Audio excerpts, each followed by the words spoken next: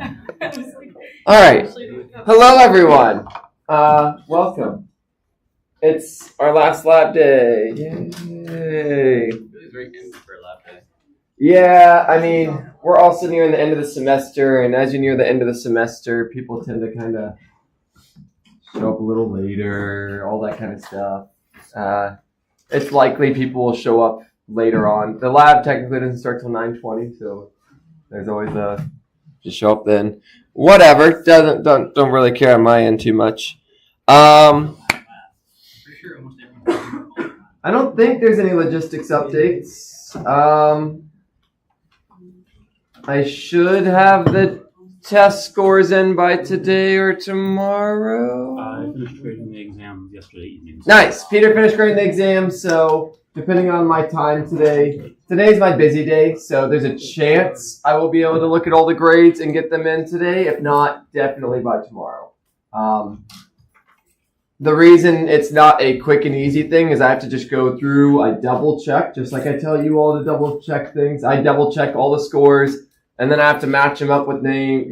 It's small things. I check the averages to make sure the averages are reasonable. There is things I do other than just like copy paste. So that's why it's not just like a 5-minute task. Anyway, today or tomorrow. I can't promise you today, but I'll let you know if it's today. I'll send an announcement whenever it's done. Another thing I did post, and this is probably relevant for the people in the room. It's relevant maybe for people that are online as well, if that's a thing, is the LA thing. So this is what Sophia does.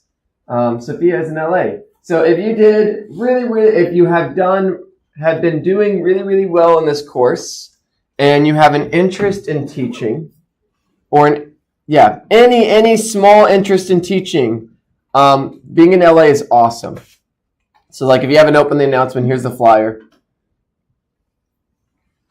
So yay, we're hiring. So this is for the fall. So I'm going to straight up tell you, you're going to fill this. If you do fill this out, you probably won't be contacted for a while. Not because they hate you, but because they're just not going to start the hiring process till sometime in the summer. So I made a push to get this flyer out this semester so I could advertise it to you all. But yeah, you won't get, so whatever. The pay's, I guess, decent. I don't know. Nowadays, things are crazy. Back in my day, $10 or an hour was awesome. But inflation, right? Anyway, 10 hours a week. There's a little, okay, so here's the things, but I'll be honest, you probably want to have an A, like, you're going to be competing. How many positions do you know how many LAs there are? There's like 6. What? There's only 6? Well, within like the group that we have to meet every week. There's okay. Yeah, so I'll mention that. I think there's like 10 total. Maybe something like that. Basically, you will be Sophia. If you ever wanted to be Sophia, this is your chance. You'll be in a studio class doing the same stuff she does. Anyway, there's a little kind of asterisk here, not asterisk. If you do become an LA, one of the requirements is that you do sign up for, there's this 1-hour pedagogy course. And pedagogy is a word that I didn't know what it meant until I myself was in LA. Pedagogy is how to teach. That's what pedagogy is. Pedagogy is a fancy phrase for how to teach, basically. It's a really useful and important course. You've probably noticed that when I go around and I work with you all, I do something really frustrating, which is if you have a question, I ask you a question. People hate that. I get that. But that is a pedagogy thing. Just giving people the answer doesn't result in them learning too much. It's been a well-proven thing. What you go around and do when you want to teach people anything, as frustrating as it might sound, the best thing to do if you want to teach someone something is to ask them a question and make them think about it. Because learning is all about teaching your brain how to think. Asking people questions makes them think the way that they should to accomplish said goal. So again, as frustrating as that might have been, that's a teaching thing. It's called a guided inquiry is the fancy name for it. And there's many other things like it. And this 1-hour course, you'll learn a lot of those things. So anyway, it's a really good course. I was a learning assistant. And being a learning assistant is what taught me that I wanted to be a teacher Like that was what showed me, oh, I have a passion for this. I knew I wanted to teach at some point in my life. That showed me sooner than later. I wanted to do it. So, anywho, there's my advertisement. There's this. There is, at some point, SARC will have their stuff if you're interested in doing that's also a thing. And SI Leader and stuff like that. And that looks a little bit different. But, anywho, LA stuff. It's there. Any questions about it? All right. Cool. So, last class, we finished up, we talked about torque, and that's going to come into play here. So this is the only PowerPoint I need to kind of talk through it. So we talked about torque, and we said if you have a torque, here, do I have the slide on it? I think we got to it. So if you have a torque, you have an angular acceleration. Just like if you have a force, you have a regular acceleration. Torques make things spin faster or spin slower. If something is just spinning, that doesn't mean there's a torque. Remember, if there's an asteroid flying through space at a constant velocity, the force is zero. Reminder that motion does not equal force. Motion does not equal force. Acceleration equals force. Angular acceleration equals torque. Means that there's a torque going on. All right.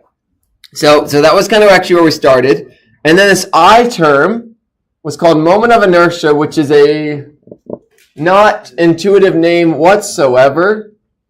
But moment of inertia, what I taught you all is that the farther away the mass is from the axis of rotation, the harder it is to rotate. Again, this is something you all have experienced in your life. If you put your arms out, it's much harder to spin fast than if you put your arms on the inside. Like that's a well-known thing that you've experienced at some point in your life. Why is it harder to rotate when things are farther away? Because you literally have to get them going faster to rotate at the same rate. It's just momentum. So, using some fancy calculus, you can find the moment of inertia of a bunch of different objects, and they're listed here. And on the problem set, I have a big old list of them. On the test and the formula sheet, there'll be a big old list of them. Depending on your object and depending on what it's rotating through, you choose the right I. So, if you have a hoop, that's like the worst. The hoop is the worst case scenario. And I say the worst case. It is the hardest to rotate. Sometimes that's beneficial. Sometimes you want something that, instead of saying it's harder to accelerate, it's harder to slow down. You might want something that doesn't slow down very easy, and a hoop will do a very good job of that. So it's not like a bad thing. It all depends, if you're engineers, it all depends upon your engineering application, what shape you might want. But another example here is if you have all four of these are the exact same shape, but they're rotating about different things. So this one's about the middle of it. This one's about this axis here. I'm actually not quite sure what's different about these two ones. Oh, this one's infinitely thin. Okay, so they're technically different.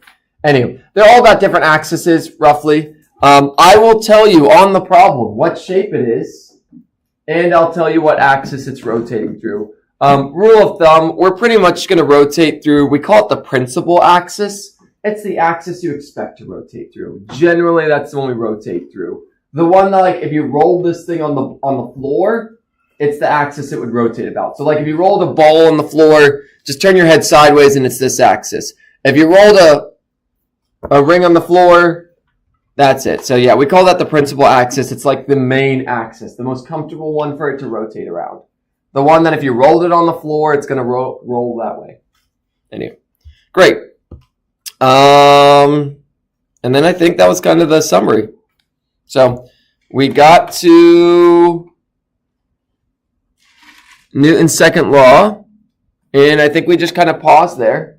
And I said that was good enough because we have only 14 more PowerPoint slides for 2 more days. So, yeah. We're not going to, I doubt we'll finish today.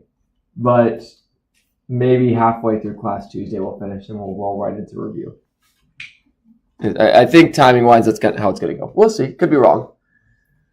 Okay. So classic. I apply the same torque with double the moment of inertia. What happens to angular acceleration? if you haven't, the classic, write the equation, rearrange it for the thing we care about, changes the parameters as needed. Oh, and then Sophia will have the joke after that. I forgot about that.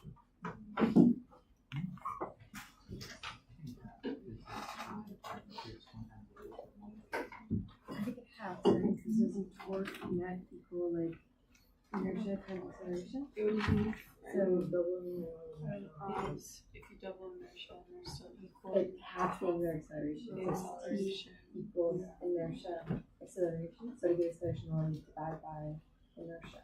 So you can divide by inertia. So unless I'm thinking of the wrong formula. Yeah.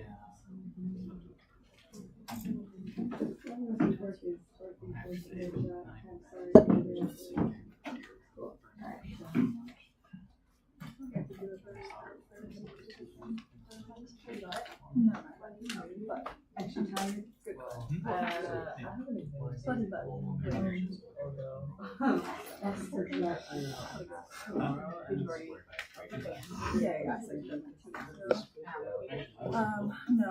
She said that I sent it in. Oh yeah, that is definitely still better. About this most of what?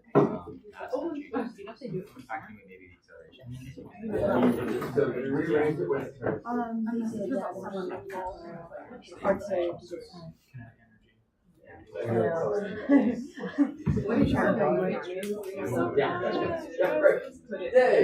Yeah, if you have that skill of like rearranging. Yeah.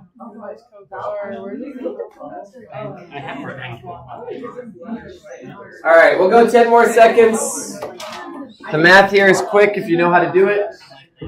If not,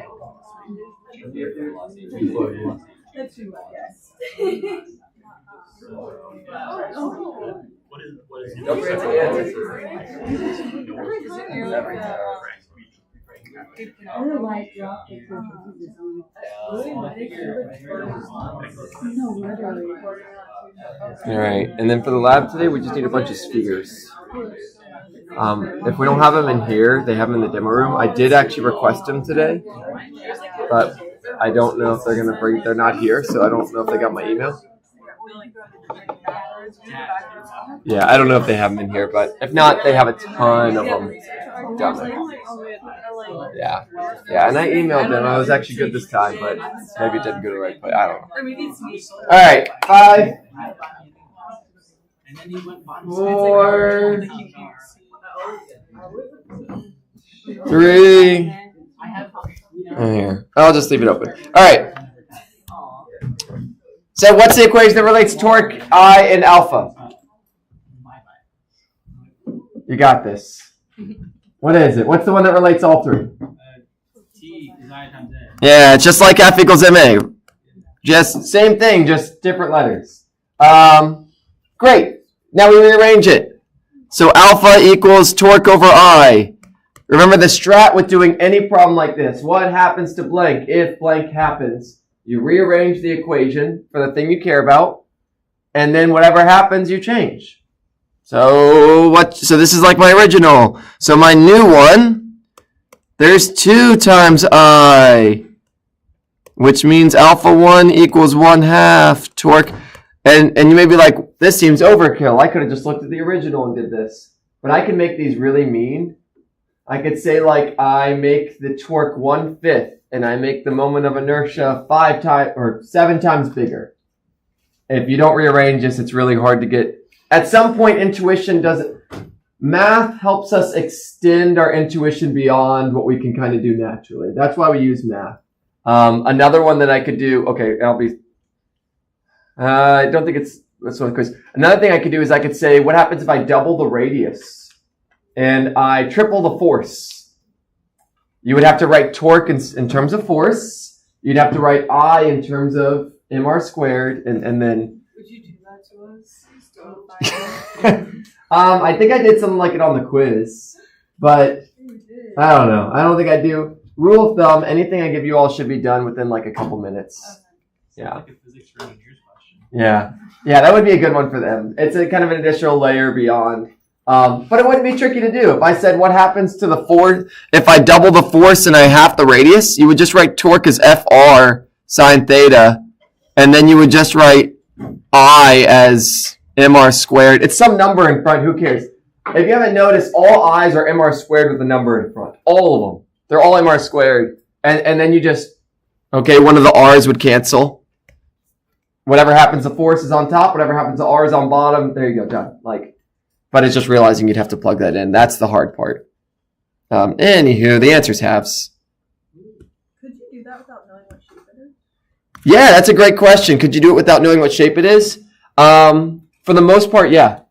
Because every single moment of inertia, there's some funky ones, but pretty much all of them, assuming we're rotating about the principal axis, is just a number times mr squared. And that number doesn't affect anything as far as what happens to radius. Yeah, so that's a great question. Doesn't matter if it's a sphere, cylinder, or anything, because they're all mr squared. The constant doesn't change any of this. Yeah. Okay. I apply a torque. Again, this one's like, oh my gosh, so many things. Just take it in pieces. It's not that bad. I apply a torque of 5 newtons per meter to two different objects, a sphere and a cylinder. If both objects have the same mass and radius, how do their angular acceleration compare? So this one is going to take a little bit kind of writing out. We're comparing the angular acceleration of a sphere to the angular acceleration of a cylinder. And I gave you all the moment of inertias of a bunch of random objects. Try it out. Will the sphere have the exact same angular acceleration? Will the sphere have 5/4? Will it have more angular acceleration? Will it have less angular acceleration? Given the same torque, same radius, same mass.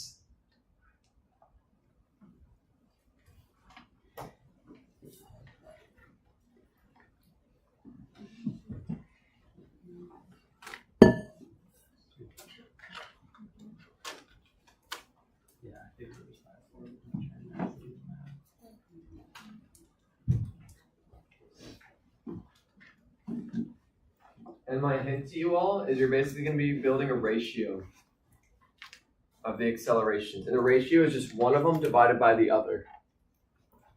If you set up that ratio, that's how you're going to kind of solve this.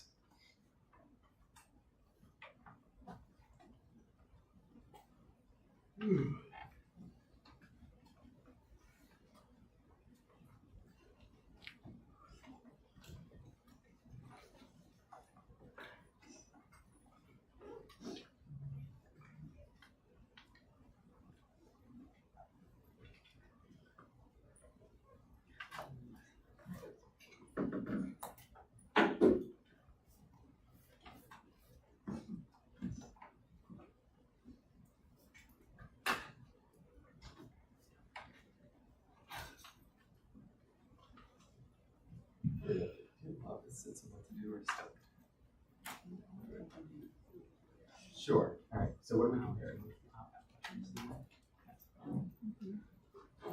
At the end of the day, what comparison? The angular acceleration of those objects. So what we do here, we kind of can see really doing this, but I'll make it a little more clear. It's a ratio, because if we can figure out this ratio, then we can set the So let's write the expression itself as sphere divided by alpha 6. Angular acceleration of sphere divided by angular acceleration of a cylinder.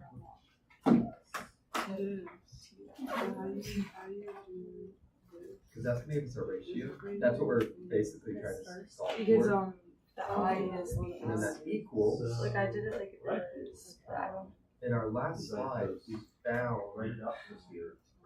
how to find angular acceleration. Oh, and then you cross. What was that expression?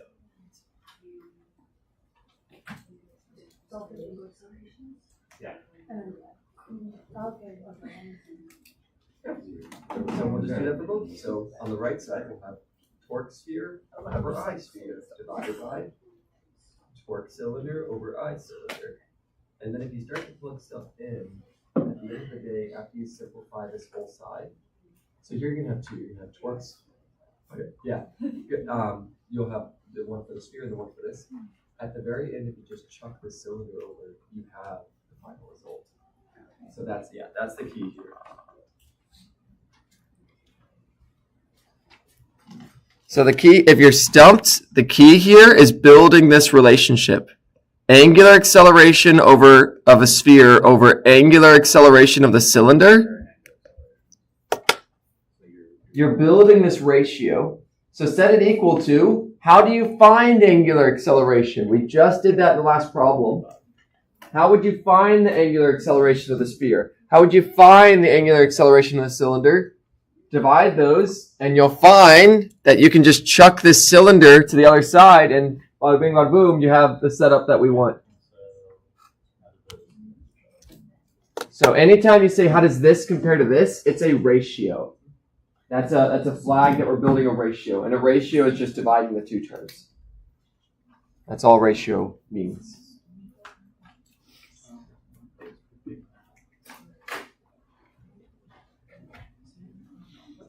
And this is one, if you don't write it out, it's very easy to mix up the order of things.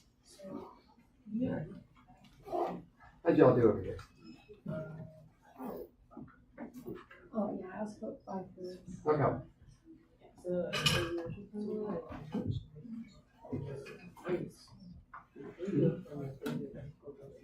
Cool.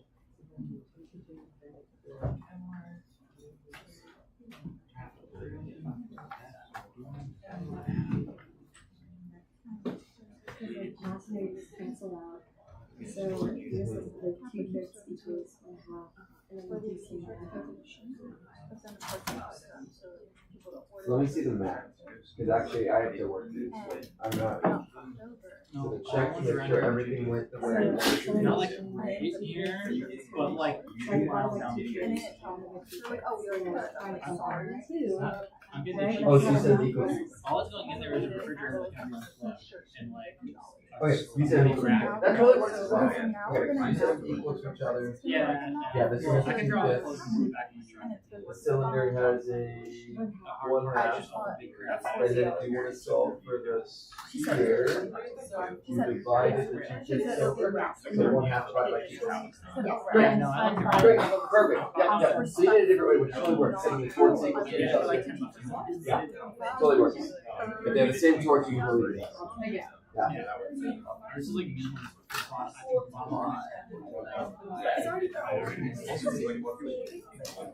I do not. I'm really lucky. I might be able to get my flag right there.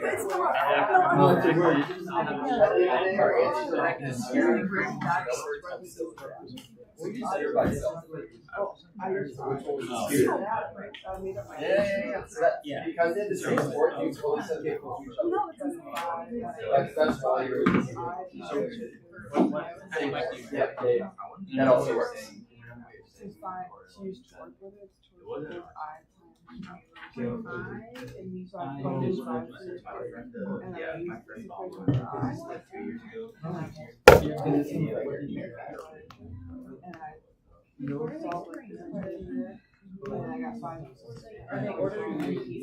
Like, that's what I'm It's 790 means it's 790. Yeah. All right, so I wrote the right side. We found that alpha equal torque over I, so I just put that over there. That's on. All right, we'll give you all like 10, 15 more seconds because I think we're almost there. If you're stumped, call us over. In the final moment, we can still help you.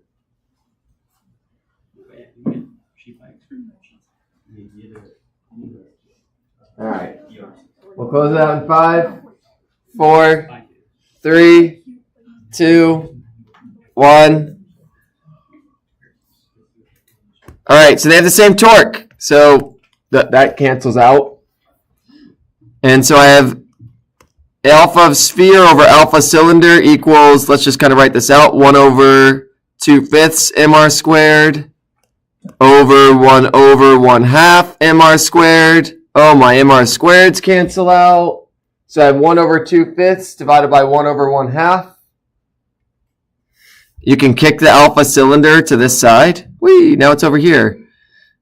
So you have alpha sphere equals, and 1/2 times 1/1/2. You get to do the whole keep, flip, change fun things. So 1/2 is the same as 5/2. Divided by 1/1/2 is the same as 2. And so you get alpha sphere equals 5/4. Alpha cylinder. So, anyway. So if you remember from last class where the example that introduced this with the shapes rolling down the ramp, the sphere was the one that reached the bottom first, so this thing is gone. no, it wasn't. So if we want the sphere to reach the bottom first, which we know that should happen, then it should accelerate more. Yeah. It all matches Right, together. makes sense. Yeah. You're giving away the class question. Yeah, and another way I saw people do this, which I thought was great, it totally works. It's another way. I think the ratio one is might be a bit more like easier to kind of apply to other things, but this also totally works. I saw a lot of people set the torques equal to each other because they are the same. And then it's the exact, it ends up being the same thing. So I sphere equaled I cylinder, alpha cylinder. This totally works because they have the same torque. They have the same force. If they had different forces, if one was twice as big, you just put a 2 in front of that and make it twice as big or whatever. But yeah, no, it's a really good. I really like that Peter mentioned that point. Yeah, this is why it reaches. It literally, its angular acceleration is bigger, so it reaches the bottom quicker when you roll them down. It all connects. And now a paragraph. Now we solve problems, right? We covered all the things. Okay. Merry-go-rounds, right? Okay, I call it a merry-go-round. This is that toy that on the playground you don't see too often because they seem like, the metal spinning disc of like death. You can get it going super fast. Great times. Anywho, they still exist, which is great. They're fun toys. But it's moment of inertia. Father pushes a playground merry-go-round with a force of 250 newtons at the edge of a 50-kilogram merry-go-round, which has a 1.5 meter rest. Consider the merry-go-round to be a uniform disc. See, I tell you the shape. Calculate the angular acceleration produced when no one's on the merry-go-round, when a 18-kilogram child sits 1.25 meters from the center, and then we do some angular kinematics after that. I don't remember if I told you all or the other classes. I probably told you all this. Yeah, if you ever are like pushing a kid on these rides, the key to this is push them. Well, and we'll get to conservation of angular momentum. Run around the outside and then actually jump on the ride. Because when you jump on the ride, you make the moment of inertia lower. And so it ends up spinning faster, just like when you bring your arms inward. Anyway, fun fact. Work smarter, not harder. All right, try it. You know what? I think you all can do this. You might need to look up the moment of inertia of a disk. It's in one of the PowerPoint slides. It's on a bunch of them. If you're not sure, it's also in the problem set. Disk comes up a lot. Basically, I just work with disks and cylinders and spheres. Those are like the classic. Maybe a hoop. Those are like the 4 classic shapes. So part A, I have the utmost confidence in you all.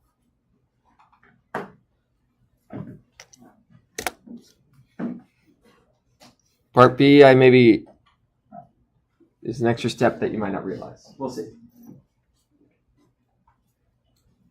I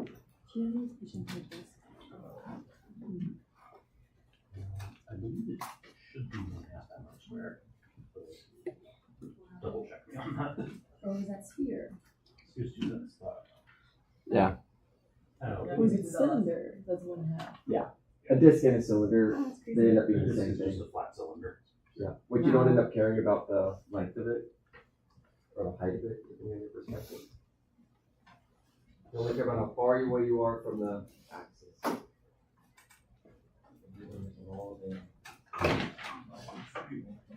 Yeah, this is like Tuesdays. It's because I guess the last slab is, the lowest slab is dropped. Yeah, so I think that's why a lot of people have it. I thought it was here They might. I don't know. at 9. I was like, this is. We can literally do it. Yeah, you can. I don't. But No, this, but like the lab is so the lab will be really.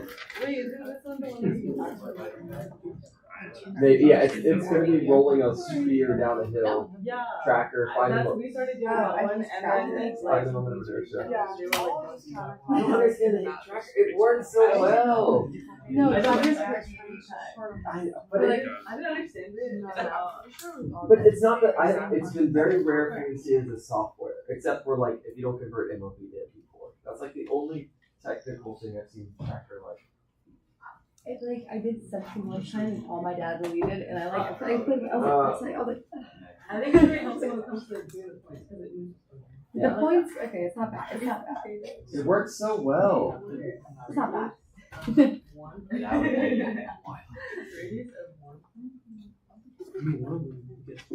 So I think we defined inertia from that and then we use time and then torque is equal to inertia times acceleration. But then like Not that way. So which means sine theta, zero sine theta. Because you're doing alpha and sine theta. so think of the megagraph. Where does it What was the sine theta? So it's like middle. Yeah, so it's so there's so that was If the theta is the direction towards that's this. This I don't know. equation. so Like my radar route is circle size. I don't get that far. This one would be if the merry-go-round started flipping in over in. Yeah, that one sadly doesn't have a picture of a disc on it. Inertia is acceleration. Sometimes I don't even know torque. So what's it's the angle between what and what? So I just want to make sure my That's not that's not worse. Okay. Yeah, So you so can yeah, and think of which way that father's gonna be pushing it. He's gonna pre-maximize it. It doesn't specify here. This force is tangential to the surface. This force is tangent to the surface. Be like, what the heck? What does tangent to the surface mean? It means draw a circle. Tangent to the surface means you pick a spot where the force is applied. Remember when you all had to do tangential velocity? Tangential velocity, you draw a little line. Tangent to the velocity means it points that way. He wants to make it spin as fast as possible, so he pushes the way that makes it spin as fast as possible. It does not specify that, which is why I told you all. Torque equals R times F times sine. Yeah, it'd be 90 degrees. Yeah, he wants it to spin, just like if you push this ride, this is the way you would push it, because you intuitively know that this makes it spin the best. And now we have the mathematical expression that shows this is what makes it spin the best. Yeah. Yeah. It's like running alongside it. Okay. Oh, okay. I Yeah. guess because it's like on So thing. we could just Like, compare. Yeah, part B is the one. merry-go-round space. Or not so. Oh, for part A, you got these answers. Let's see here. Force times radius.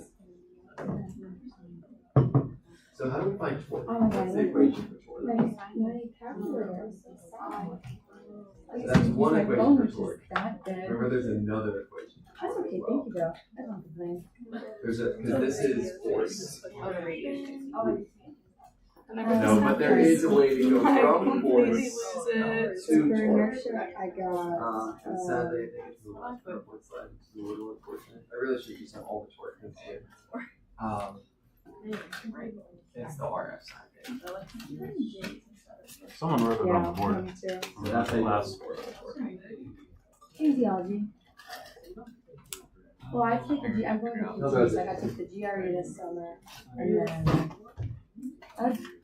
senior. What's your logic? See a bunch of big words. No, next semester. How we solve I it? lost a year. It's exciting. It is. Very scary. And like I skipped, and like I was gonna do Alright, occupational therapy, so and you have, that's, I see, so I have to like this up there. catch up on a bunch of stuff. Good. Okay, what do we solve it for? That's the next step after right there. Then what do we even solve it for? It's like a Cool, what's the I thought it was fun with the ghost, but apparently. Yeah, the funky 8, alpha. Great, we solved for alpha. It's There's an equation I just taught you all that helps us find alpha.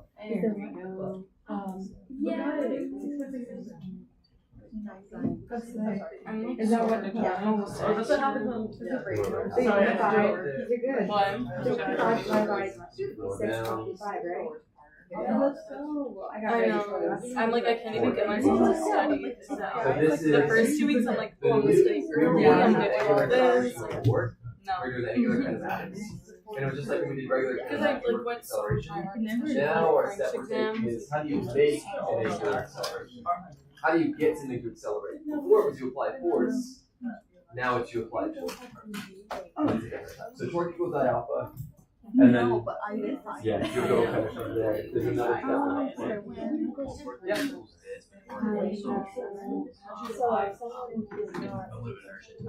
the plastic room doing So I'm for you get the 2 from. Well, what I did, these cancel out the 2 hours. Because the lab is done. Yeah. It's my only way of. Yeah, it's the only way of ensuring that. It's I not don't know where you like- did too. It's because for some of them it might be 2. Yeah. Yeah. There's always that guy. Because these labs, If you don't do the 2, I think you they're simple enough that they technically can't do. I mean, I'm sure someone has an orange at home as a sphere, and you could roll it down. Like, the equipment that we're using is not complicated, which is somewhat purposeful. Like, a lot of these labs could be done remotely, but there'd be no way for me to confirm anything. Like, that's like, so that's the reason for it at the end of the day. It's the same with the reason I have in-person tests. There's I get more stressed out when there's a camera. That's what I thought. it's also just too easy to cheat, as rough as it like online. You do, but like, so the one with people online is it's so easy to have someone else do it for you. Really? Or just have someone off camera. Oh. Yeah. Okay. What? I've never done that, That's but like I know people that have. I know people who have like the projector with that. Or if like you say it out loud. Yeah. Somebody else do it. Yeah, that's the other one. I'm like, I could never do that. That's Yeah. scary. Say it out loud. ChatGPT No. is the new No, like you're like having talking someone to around to yourself help and you. that's more influence, right? Yeah. Apparently, in Um, our budget class, there was like a lesson where like Really? literally examined But I ChatGPT hate and online it's like classes. disaster. So a professor got 10 TAs for Yeah. Then it flags you for not sharing it. That's really If I had a interesting. math one that would flag you because you look down at your freaking. Because like I saw Not now even for some having exams, so worksheet. like I always get so stressed if during those like they think I'm like looking at something, but I'm just like thinking. That's so I'm really- just, like, I don't like online exams. The online anti-cheat stuff I'd rather is super invasive. So that's really interesting that for the people that are being ethically considerate, it seems to have more stress. And the people Yeah. that, It does. that don't, it has. You're gonna get caught. Yeah, that's really interesting. They're just like, and there's no way to like prove that you No, weren't exactly. cheating. Like they're gonna be like, well, like I was horrified when I heard they were using this. Yeah, interesting. I honestly just do it because I worry about more the other side of things, but it's good to know that it also disprivileges the people that have ethical, like the odd I prefer just We are in-person biased tests. Great. for Like, you I pick use the that, they, like, physics actually want explicitly to, designed to have you. You are, yes, you all are also biased to the people present. Yeah, Right. that's true, too. So, yeah.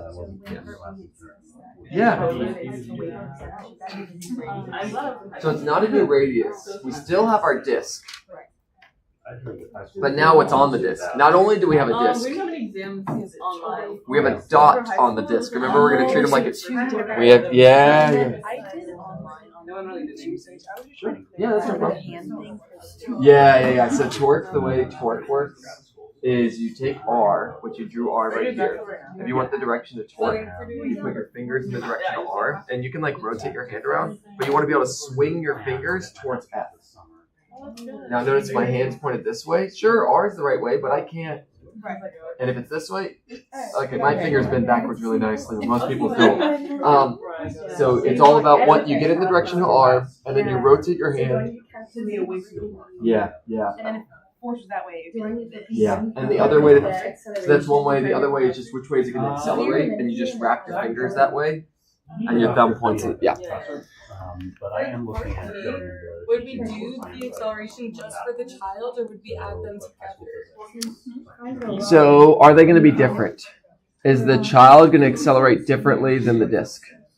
No, but wouldn't we do point mass for the Yep. child? So now you have a disc and a point mass. So would we add those two numbers Yep. together? You just have a new eye.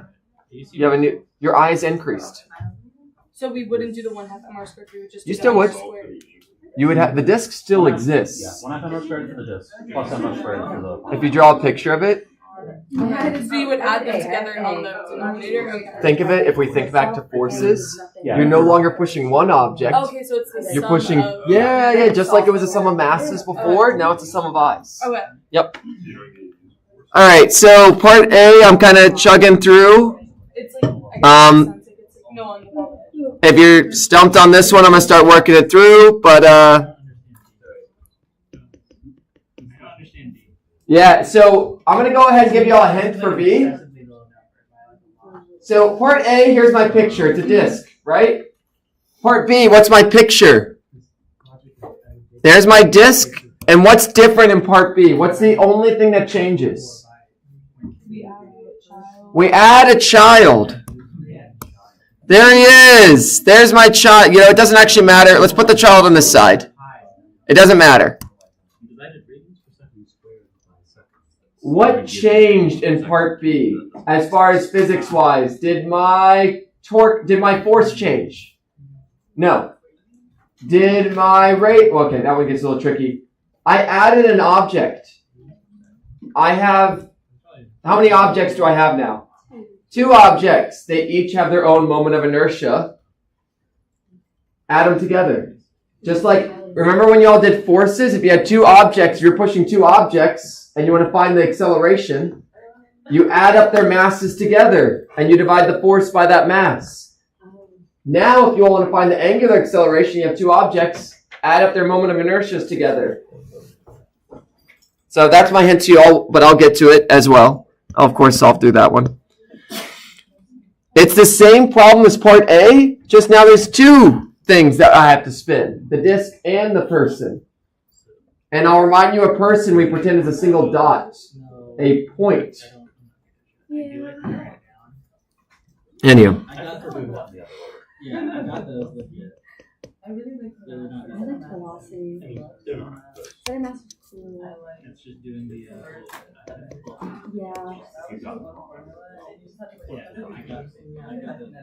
Yeah, I like that one a lot too.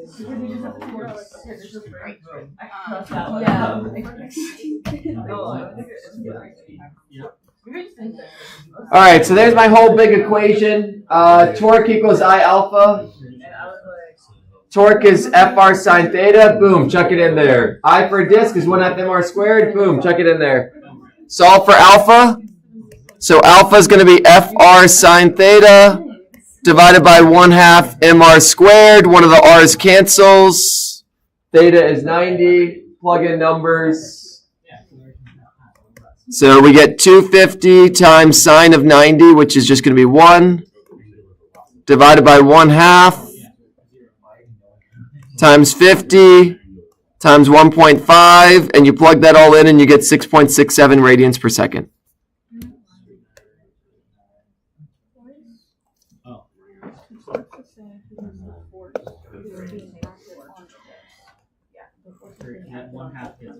So all that changes in part B is I have more I.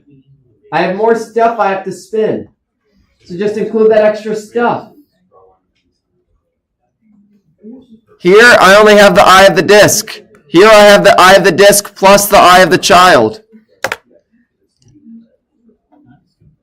Just like if you had 2 masses. If you had a box on top of a box and you were pushing it, you'd have to account for both boxes. At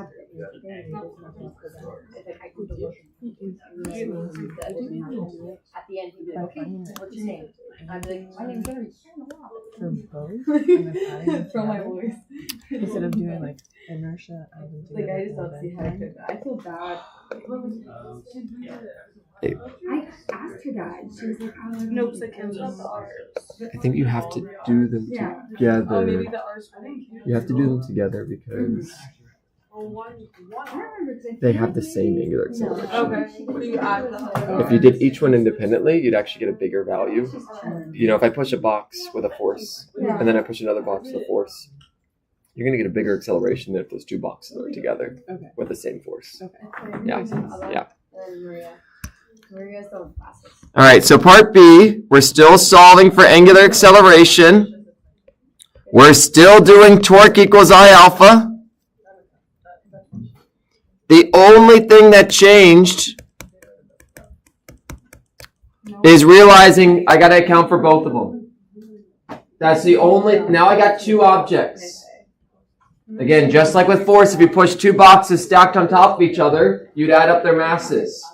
I got two things stacked on top of each other. Add up their I's. And then I'll go around. You just need to figure out what shape the kid is. So the kid is a point. He's a point on the circle. He's a yeah, he is a dot. We treat the kid like a dot because that kid is not distributed over the whole surface. The kid exists at a single point, i.e. he's a point.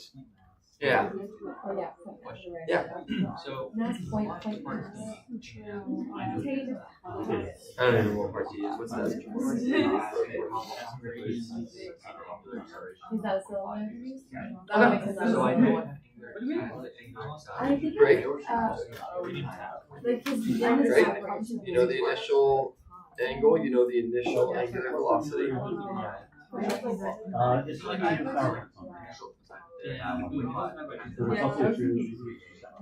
That'll give you the change in the angle. Okay, change in the angle.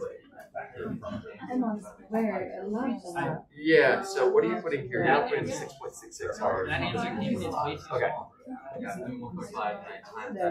Where's the 1 point? Is that 1.5 is from the questions that you get in the questions.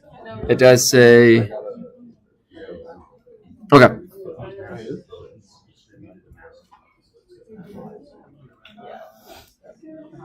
I just keep on getting the wrong answer, so I just don't. Sure. Yeah. So.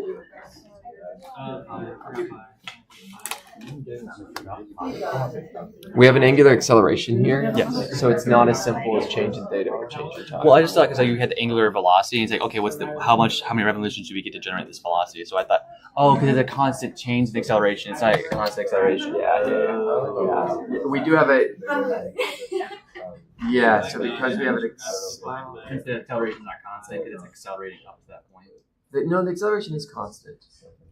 The velocity is not constant. Let's see. I'm thinking through if there's a few points. So you got the time. Yes, the time. I already think I'm all. Did you get the angle? The angle? Oh. Because if you want to get revolutions, you need the angle. Oh, yeah, that's what I was trying to do earlier with the angular velocity, but that doesn't work. No, you got to use theta equals omega initial times t plus 1/2 Oh, you alpha. that one? Yeah. Okay. That's okay. I was using the wrong equation because I thought you had to use that one because of the angular velocity. Since velocity is not constant. Because it's not a constant. Yes. Because it's not. Yeah. Angular velocity is not a constant. To change it. Yeah. Yep.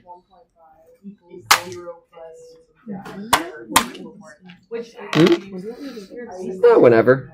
It should be easy to do. I was like, we can do it during the break, or you can do it now. Or... Sure. Yeah. I have to. Some of it needs. We're not gonna do a cylinder. I think that might still be in it. Yeah, we're gonna ignore that. We're just doing a sphere. I wrote that last time and I forgot to update it. Yeah, I had to make it shorter last semester, so they're just gonna roll a sphere down and find the moment of inertia of it. Oh, yay! All right. So great. The disc is a disc. What's the kid? What are we treating him as? I've kind of said the word a handful of times now. Point mass. We're treating the kid as a point mass. So torque is going to equal 1/2 mr squared. And this is going to be the radius of the disc plus 1/2 mr kid squared. That's where the kid's located. Sorry, not 1/2, just mr squared. For a point mass, for something that is, this sounds stupid, but it is what it is, a point, a mass that we treat as a point, that's why it's called point mass, a single dot, a dot is just another word for point. So my disk has its mass spread out everywhere. So that's where that MR, 1/2 MR squared comes from. That kid is not spread out everywhere. He exists at a single point. So it's just MR squared if you have a point mass. Anyway. So, same thing though. FR disk times sine of theta, because that's where the father's pushing, equals this whole thing on this right-hand side. Now, it turns out, and I forgot to put it here, the radius of the kid is the same radius, but in part C, does that change? No, part B, no, it's not the same. Good, they are different. So if you put the radius of the disk as where the kid's located, it's wrong. I actually drew it bad on the picture. The kid's not located at the edge. Yeah. The kid is located somewhere a little closer to the, he's about here. There's the kid. And this is actually relevant. Again, if you all, next time you all go to a playground, that's a thing I do frequently, but I have 2 young kids. If you're pushing someone on something that spins, the closer they sit to the middle, the easier it is to accelerate them. You will find that for yourself. Test it. Have the kid move around and do some physics. They won't know what's going on, but you will. And then you can teach them, and then they'll run off and say, I like grapes or something. You know, as kids do. They're not going to care. But depending on their age, maybe they will. Yeah, sadly, my daughter's not quite at the age where I can teach her physics. The current thing we've done is just trying to teach her solids, liquids, and gases with ice and things. So, how much of it's sticking, I don't know. But you start simple, right? Oblique? Oh, the materials. I was like, I totally forgot. Yeah, no, she'd have a great time with that. So, I say you're never too young to learn, but that's false. My 10-month-old, he's learning, just not physics. My 10-month-old, good luck. And I don't know if he knows who I am, let alone anything else. Yeah, so there is such thing as being too young to learn certain things, but that's a complete aside. All right. I forgot to put the mass of the kid. What is he? 18 kilograms. Wee little lad.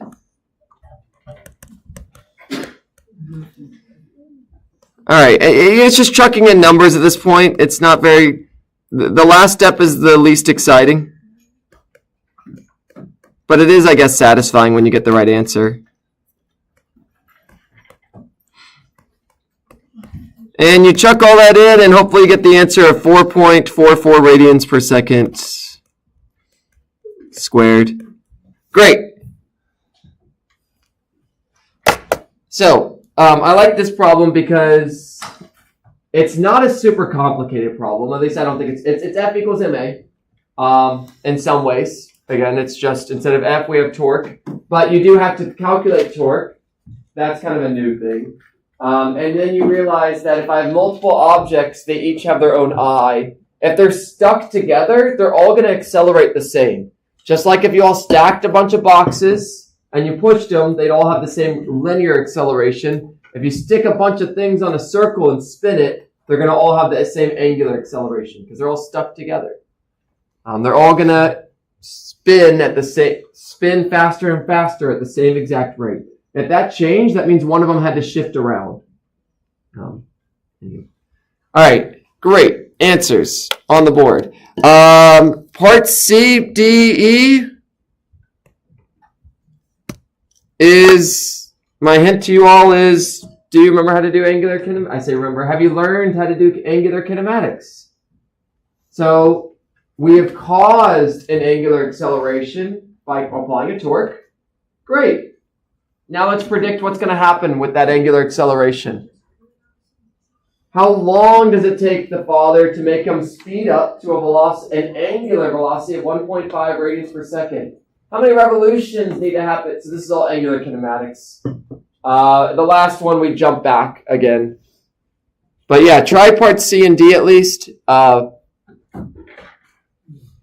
Part E is just kind of jumping back and trying angular acceleration again. Trying torque stuff.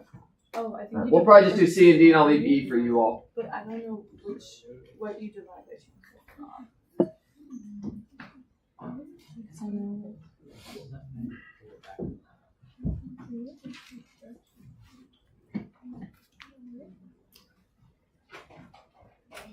Alright, so you're on part D, right?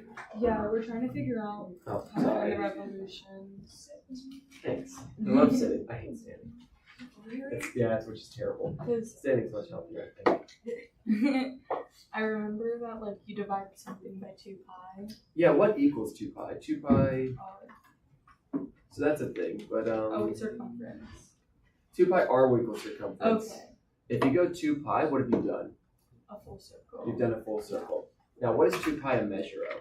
Oh, you divide x, right? Or not x? Not x, the other one. The angular version of The x. yeah. It's theta. It's the angle. Okay. If you find the angle I travel, divide that by 2 pi. Okay. Because every time you do 2 pi, that's a revolution. So, in relation to generate this velocity, so wouldn't the angle be, because that's what we could use. So that's the angle they're pushing with. This angle is the angle that. How many? This is kind of a funky. It's like distance, but for angle. How many angles has it gone through? How many like? If it made one full circle, it would have made an angle of 2. It would have gone 2 pi. If it did 2 full circles, 4 pi. 3 Okay. full circles, 6 pi. Okay. Solve for theta. Okay. Find so- theta. Yeah. Find the change in the angle. Theta. Oh. Is theta not? You all have everything basically. You can Yeah. Pick your poison. I'm trying to figure out like what to do. Yeah. For part C, we're finding revolutions. Or sorry, part C is time. Yes. Part D, if you're finding revolutions, you got to think about something equals 1 revolution. Something really, really, really, really important. No, we're solving for. If you make 1 full revolution, there's a certain value you accomplish. You just do delta theta. It's 2 pi. It's 2 pi. What is 2 pi? If you make 1 full revolution, you've traveled 2 pi. What is 2 pi a measure of? Is it angular velocity, angular acceleration, distance, angle? Angle. 2 pi is a measure of angle, 2 pi radians. If you all go 2 pi radians, you made 1 revolution. So the whole logic here is, I need revolutions. How do I find revolutions? I need to find angle. How do I find angle? The angle I travel. 0.04.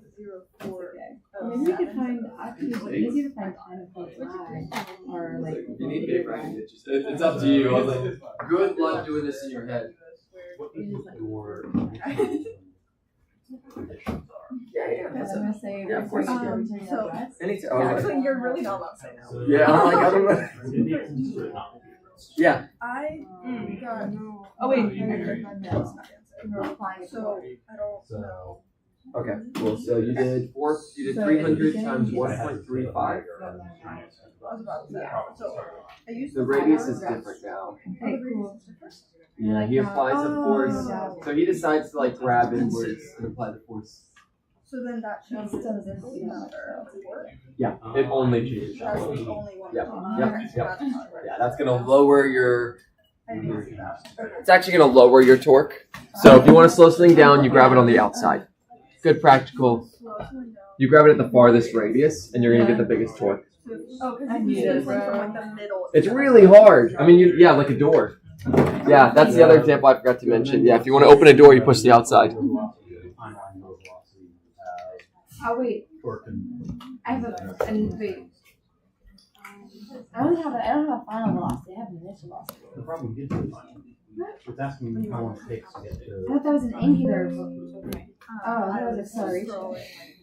Sorry. Result of acceleration. Oh, I thought that was an About For the first two, like we're solving a for tightrope acceleration. one have like the long. Like, I got it. I The just one that gives you the velocity And I'm and watching asks for a time. Okay. Wow, that's crazy. So it makes it so much easier. Stick angular in front of it. Yeah, that's true. Yes. Yeah, so for part C, identifying these givens, identifying what you're solving for is key, identifying the givens is key. If you can do this, it's super easy. Omega final equals omega initial plus alpha t. So,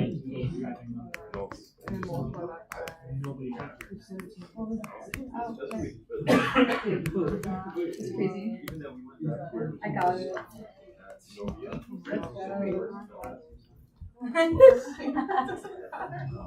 I just like yeah, so part D is basically, if you're solving for revolutions, you're going to find angle and divide by 2 pi. If you're solving for revolutions per second or revolutions per minute, you're going to find the angular velocity and divide by 2 pi. To go from revolutions, so if I want revolutions, 1 revolution equals 2 pi radians. This is a measure of angle. This is like one of the new quote unquote things that you all also kind of already knew.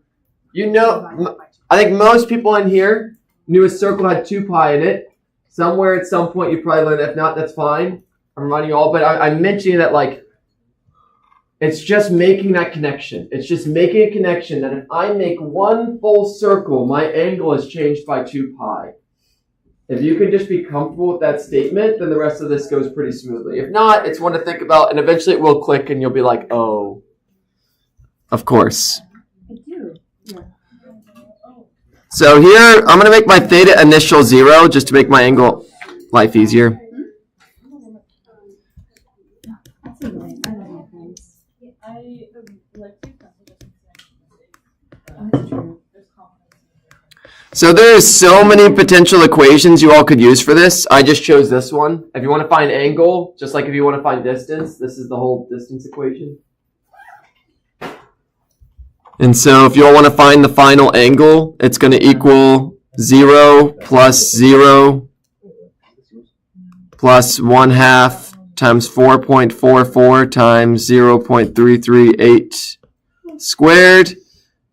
I don't know what that equals. Something.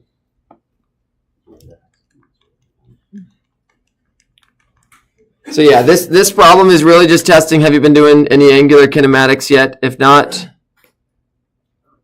you're going to want to.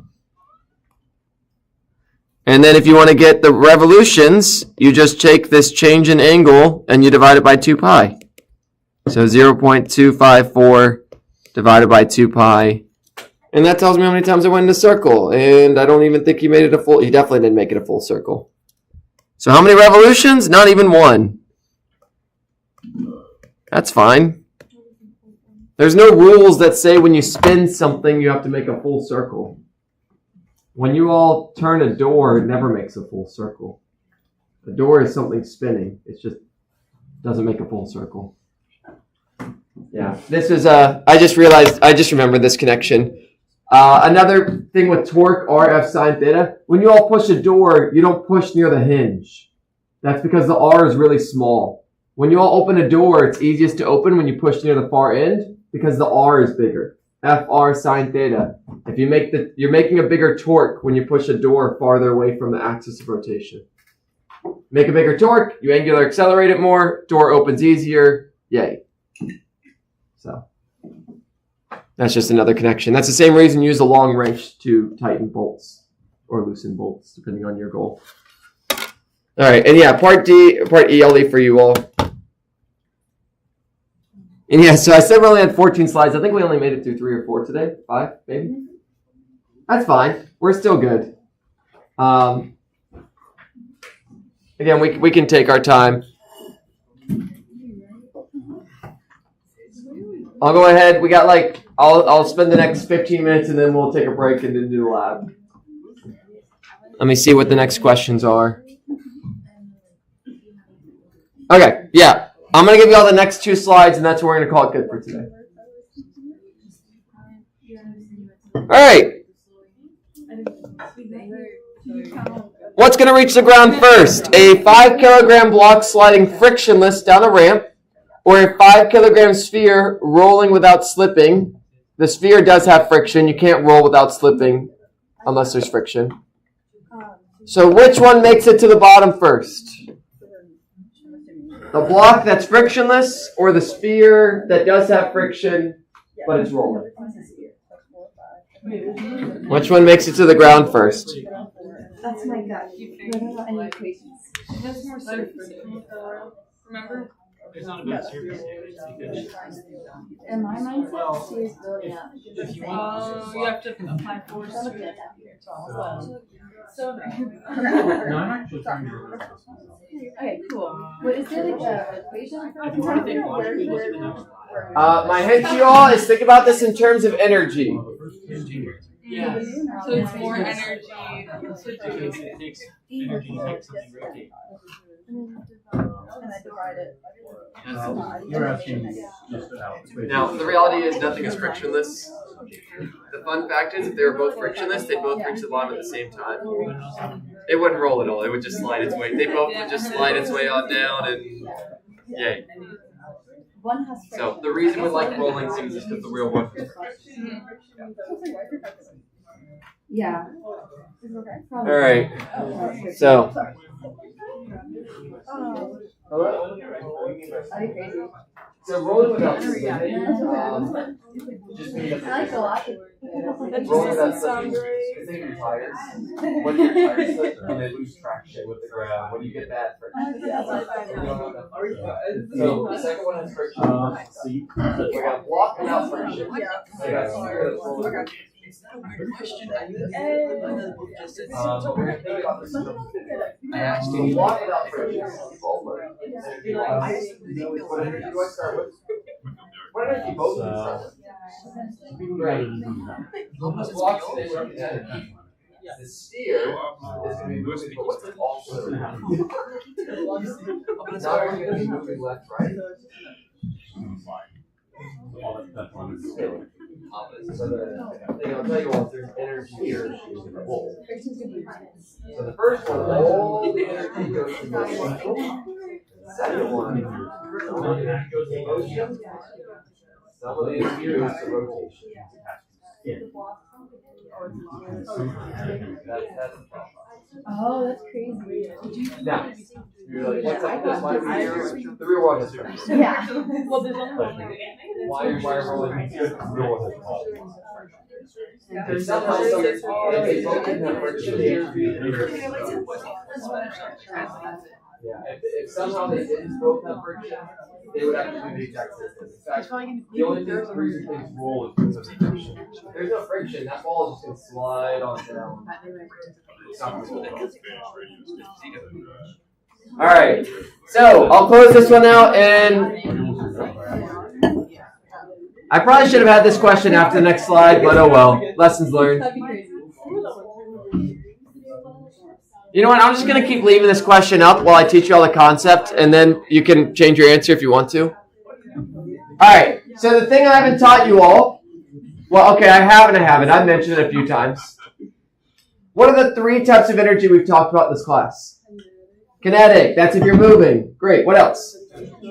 Two different types. Be specific. Gravity. If you're above or below 0, you set y equals 0. If you're above or below it, you have gravitational potential. And then what's the third potential? Spring. Great. If you swish or stretch a string. Squish or stretch a spring. All right. The new thing. So I get a wheel spinning really, really, really, really fast. The wheel's not moving anywhere. I just have a tire and I spin it really, really, really, really fast. Do you think there's energy stored? Can I do stuff with that spinning wheel? Yes. Yeah, if you all have something spinning, could we use that to accomplish various things? That means there's energy. You can do work with it. If you spin something, even if it's not moving left, right, it has 0 velocity. If I spin a tire in place, it's not moving anywhere. But I can still do stuff with that. Ta-da, there's energy associated with the spinning object. It's just like 1/2 mv squared. Instead of m, put an I. Instead of a v, put a w. If something is spinning, there's energy associated with it. How do we know there's energy associated with it? You can do stuff. Remember, all energy is something that I can take it and I can do stuff with it. I can do work. I can make stuff move. There is something called a flywheel that is literally a giant hunk of mass that they spin really, really, really, really, really quickly. And then you can use that flywheel and you can like pull the energy out of it. It's almost like a mechanical battery. They can like pull the energy out of it to do various things. They use them in spacecraft this is more conservation of angular momentum, but they use them in spacecraft to reorient. Yeah. So in space, how do you change direction? You don't have stuff to push off of. But if you spin a wheel, your spacecraft will turn the other way. Is a fun thing. Anyway. Yeah, and we're going to get to that. That'll be conservation angular momentum. There's a lot of creative ways to turn spacecraft. Another one is you can line them up with the Earth's magnetic field. If you put a magnet on a spacecraft, it'll line up with the Earth's magnetic field, and it'll always stay aligned with the Earth's magnetic field. And then if you have a mechanism on the spacecraft to turn that magnet, it will then stay lined up, and everything else will want to spin, maybe, depending on how the system is. But generally, they just stay lined up. Anyway, 1/2 I omega squared. So going back to this original one, if that changes your answer, now we've learned that a rotating object has an energy associated with it. The last hint I'll give you is these both start with the same type of energy in the same amount. Same mass, same height. Because All right, we'll close this one out in 5, 4, 3, 2, 1. Boop. All right, so I'm going to solve this mathematically. So if you have the block, we're going to build our conservation of energy. This equation is not going away. The energy I start with plus the work done equals energy I end with. Like, that's super, super, super important idea. When it comes to the block, you just start with potential. There's no work done because there's no friction. There's no push or pull other than gravity. Equals at the bottom. Great. I only have kinetic. We set the ground as 0. Conservation of energy. Awesome. For the sphere, we start with the exact same energy. We're not moving. We're not spinning. There's no springs. We start with that. But at the end, not only do we have kinetic energy, we also have rotation. And if we just make up numbers, say I start with 10 joules of energy. How much energy am I going to end with? All right, great. We're all cool with 10 equals 10, right? 10 equals 10. When I start on the left equals what I have, that's what an equal sign. 10 equals 10. So that means for the block, all my energy is kinetic. Now let's do this side. I start with 10. Let's say 3 joules went to rotation. How much is in kinetic then? 7. Which means I'm going to have less velocity. Because 7 is smaller than the other one. So long story short, which one's going to reach the bottom first? The block. Which immediately is going to probably raise the question, what's the point of rolling objects? The world has friction. The real world has friction. This comparison was between a frictionless surface and a friction surface. Like, the real world has friction. Rolling things are good. Rolling things, yeah, if there was friction, the answer would be the sphere would reach the bottom first. Very likely. We'd have to do a lot more math to confirm that. Because there'd be work done and all that jazz.